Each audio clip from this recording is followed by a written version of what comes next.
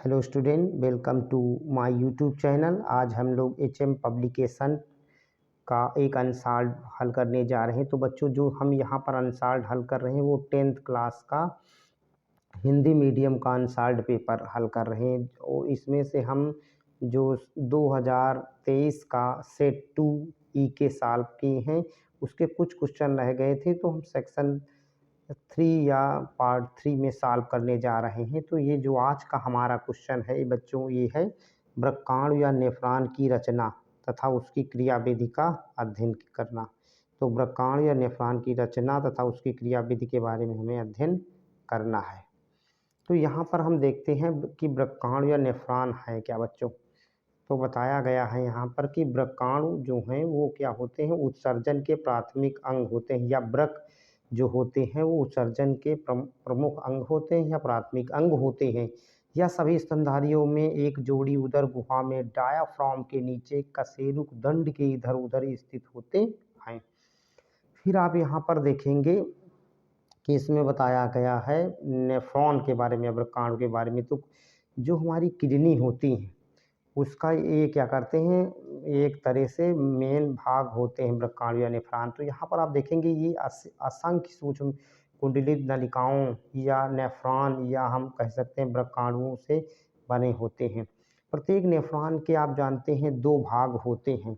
तो यहाँ पर जो पहला भाग बताया गया है वो क्या है, माइलपीघी कोश है, जिसे हम माइलपीगियन कॉर्पस्कल्स कहते हैं। दूसरा क्या है, कशेरुक गुच्छ या सेक्रेटरी ट्यूब्यूल या ग्लोमेरुलस होते हैं। ये 2 मेन भाग होते हैं। तो यहाँ पर आप देखिए बच्चों, क्या बताया गया है कि बोमेन संपुट या जो माइलपीगियन कोर्स, या हम इन्हें दूसरी भाषा में माइलपीगियन कॉर्पस्कल्स कहते हैं, ये हैं क्या। तो प्रत्येक वृक्क जो होता है बच्चों, उसका जो वृक्क है, तो वृक्क में आप देखेंगे उसमें असंख्य असंख्य का मतलब है यहाँ पर लगभग ये जो कैप्सूल जैसी रचना होती हैं वो उस तरह बनाएंगे। तो आप यहाँ पर देखेंगे कि प्रत्येक वृक्क नलिका जो होती है वो प्रारंभ में एक प्याले के समान संरचना बनाती है, और उस संरचना को हम बोमेन संपुट या बोमेन कैप्सूल कहते हैं। तो ये संपुट का अंतिम छोर बच्चों क्या करेगा, संग्रह नलिका या कलेक्टिंग डक्ट का निर्माण करता है। यहाँ पर आप देखेंगे फिर यही बच्चों क्या होता है, बोमेन कोश जो है उसके अंदर लाने वाली एक जो रुधिर वाहिनी या अभिवाही धमनिका होती है, जिसे हम क्या कहते हैं, एफरेंट आर्टियोल, तथा यहाँ से जो रुधिर ले जाने वाली वाहिनी होती है जिसे हम अपवाही धमनिका कहते हैं, और इंग्लिश में उसे एफरेंट आर्टियोल कहते हैं।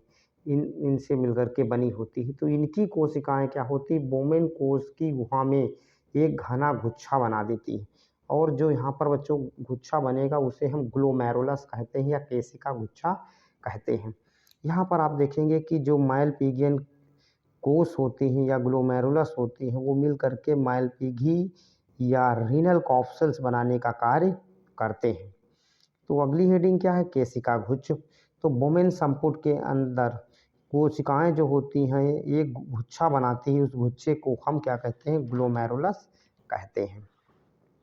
फिर यहाँ पर आप देखेंगे कि ये क्या करती हैं, एक जो गुच्छा बनाती है उसे ग्लोमेरुलस कहते हैं, और इससे क्या होता है, स्त्रावी नलिका निकलती हैं, जो कि बच्चों आप देखेंगे यहाँ पर 3 प्रकार की होती है। समीपस्थ कुंडलित नलिका, जिसे हम प्रॉक्सिमल कन्वोल्यूटेड ट्यूब्यूल कहते हैं, शॉर्टकट में पीसीटी कहते हैं।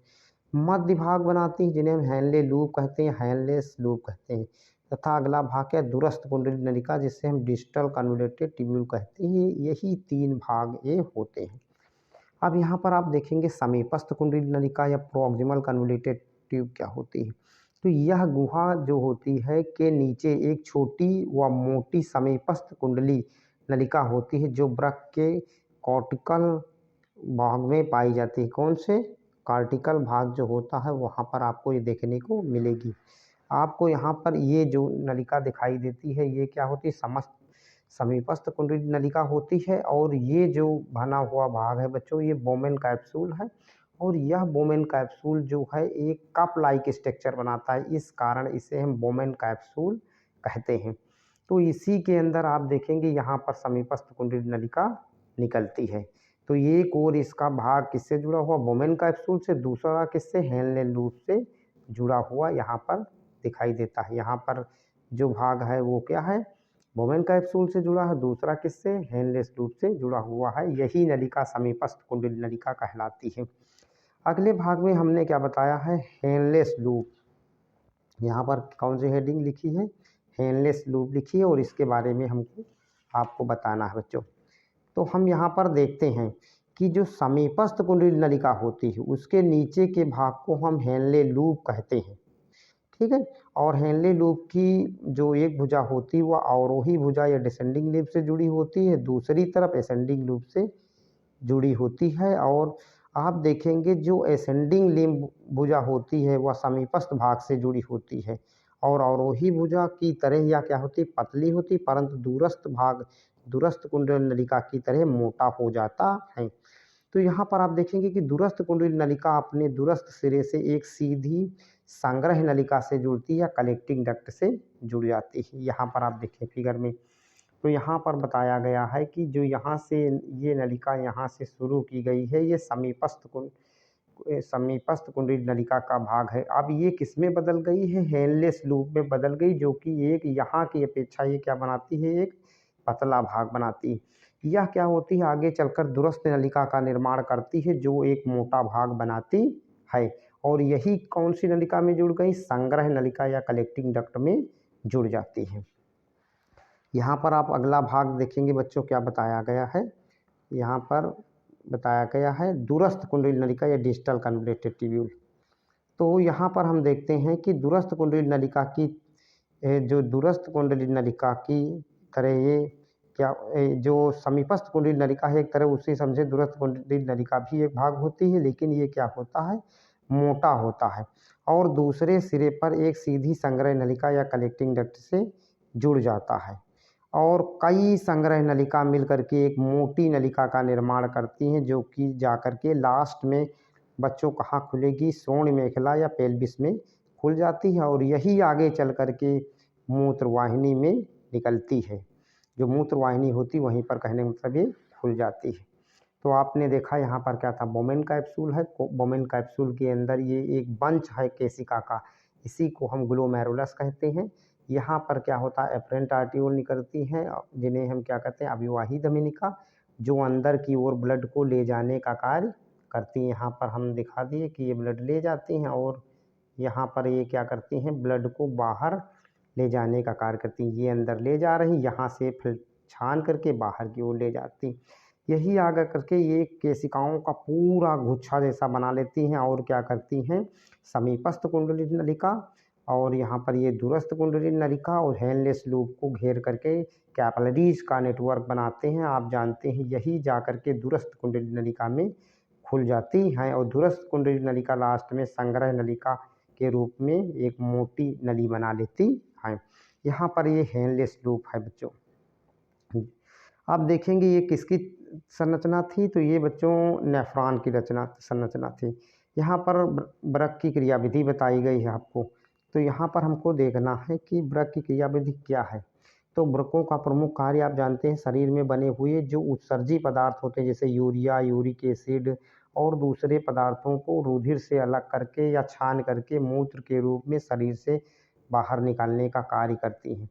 इसके अतिरिक्त क्या होता है, वृक्क जो होते हैं वो जल तथा खनिज लवण को भी संतुलन करने का कार्य हमारे रुधिर में करते हैं। इसके साथ में आप देखेंगे कि वृक्क नलिका की जो मैलपिजियन कणिका होती हैं वो उपस्थित कोशिकाओं के एक जाल जैसा बनाती हैं, जिसमें कोशिकाओं का एक गुच्छा होता है और चौड़े रुधिर वाहिनी से रुधिर इसमें प्रवेश करता है, और प्रवेश करने के पश्चात केशिकाओं के जाल के बाद ये रुधिर को केशिका गुच्छ से बाहर लाने वाली रुधिर वाहिनी में क्या होते हैं बच्चों, जो वहाँ रुधिर ले जाएंगी उस रुधिर वाहिनी में अपेक्षाकृत ये क्या करती हैं, एक संकरी गुहा में खुल जाती हैं, और यही संकरी गुहा क्या बनाती, कोशिका गुच्छ बनाती है, और लास्ट में ये क्या करेगी, प्रवेश होकर के बाहर नहीं निकलेगी, और वही उसी में क्या होती है, एक जाल जैसा बना लेती है। तो आप आगे देखेंगे कि इसमें क्या बताया गया है कि जब जाल जैसा बना लेगी इसके फलस्वरूप यहाँ पर क्या होगा, रुधिर का दाब बढ़ता जाता है। और यहाँ पर अधिक दाब बढ़ने पर रुधिर कोशिकाओं में प्रोटीन को छोड़ करके रुधिर का अधिकांश भाग जो होता है वो इस भाग में कोशिका गुच्छ की पतली भित्ति से आकर के छन जाता है और संपुट में आ जाता है। इस प्रकार छने हुए द्रव्य में अधिकांश जल अन्य घुलनशील पदार्थों जैसे यूरिया, यूरिक अम्ल, ग्लूकोज या अनेक लवणों जो खनिज लवण या सांठ होते हैं उस रूप में मिल जाते हैं। तो जो छनन होता है या फिल्ट्रेट होता है होने की इस क्रिया को हम क्या कहते हैं, अति सूक्ष्म निस्यंदन या अल्ट्रा फिल्ट्रेशन कहते हैं। आप यहाँ पर देखेंगे कि यह जो छना हुआ द्रव है वो वृक्क नलिका के कुंडलित भाग में आगे बढ़ता है। तो इस भाग की रुधिर कोशिकाओं में इसमें उपस्थित लाभप्रद पदार्थों जैसे ग्लूकोज, खनिज लवण आदि को अवशोषित करके पुनः रुधिर में भेजने का कार्य करता है। फिर आप देखेंगे धीरे धीरे वृक्क में यूरिया, यूरिक अम्ल तथा कुछ जल व अन्य हानिकारक लवण भी रह जाते हैं। इसे हम क्या कहेंगे आप बच्चों, मूत्र कहते हैं। और आप जानते हैं कि मूत्र में यूरोक्रोम की उपस्थिति होती है जिसके कारण मूत्र का रंग बच्चों कैसा दिखाई देता है, पीले रंग का दिखाई देता है। अब यही मूत्र क्या होगा, वृक्क नलिका से संग्रह नलिका में आ जाता है और वहाँ से मूत्र वाहिनी में पहुँचा दिया जाता है। मूत्र वाहिनी द्वारा मूत्र मूत्राशय में पहुँच जाता है और समय समय पर यहाँ पर मूत्रमार्ग यूरिथ्रा के द्वारा बाहर निकाल दिया जाता है। तो इस तरह से जो वृक्क हैं उनकी क्रिया विधि है और वो मूत्र निर्माण करते हैं। अब हम बच्चों भी एक इसमें और क्वेश्चन रह गया है तो उसको हम अगले पार्ट में करेंगे क्योंकि वीडियो बड़ा हो जाने पर आप उसे ध्यान से नहीं पढ़ पाएंगे। इसको ध्यान रखते हुए नेक्स्ट पार्ट आपको अगले दिन मिलेगा।